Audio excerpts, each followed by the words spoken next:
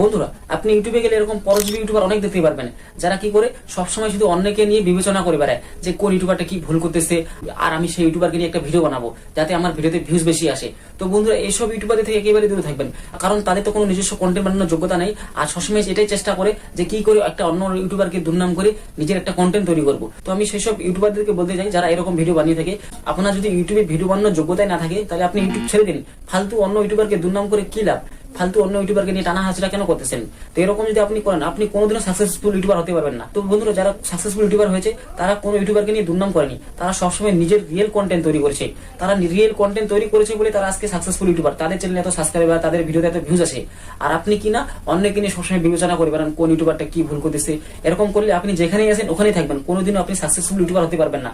তো বন্ধুরা, এই জন্য আমি আপনাদেরকে বলি এইসব ইউটিউবারদের থেকে একেবারে দূরে থাকবেন যারা এরকম কন্টেন্ট তৈরি করে, কারণ আপনি এইসব ইউটিউবারদের থেকে কোনো কিছু শিখতে পারবেন না। তার কাছে কোনো নিজস্ব কন্টেন্ট বানানোর যোগ্যতা নেই, আর আপনাকে কি শিখাবে? এইসব ইউটিউবারদের যদি আপনি ভিডিও দেখেন তাহলে আপনি অন্যের দুর্নাম করা ছাড়া আর কিছু শিখতে পারবেন না। তো বন্ধু, এই জন্য যখন আপনি কোনো কন্টেন্ট তৈরি করবেন সবসময় নিজের কন্টেন্ট তৈরি করার চেষ্টা করবেন, রিয়েল কন্টেন্ট। অন্যকে ইউজ করে কন্টেন্ট বানানোর কোনো দরকার নেই, যে কোন ইউটিউবারটা কি ভুল করতেছে এইসব বিষয় নিয়ে ভিডিও বানানোর কোনো দরকার নেই। আপনাকে ইউটিউব থেকে এটা দায়িত্ব দেওয়া হয়নি যে কোন ইউটিউবার কোন ভুল করতেছে এটা আপনি তুলে ধরেন। তো এই জন্য আপনার এই বিষয় নিয়ে ভিডিও বানানোর কোনো দরকার নেই। তো বন্ধুরা, কথাগুলো যদি আপনার সত্য মনে হয় তাহলে ভিডিওটিকে লাইক করে দিয়ে চ্যানেলটিকে সাবস্ক্রাইব করবেন।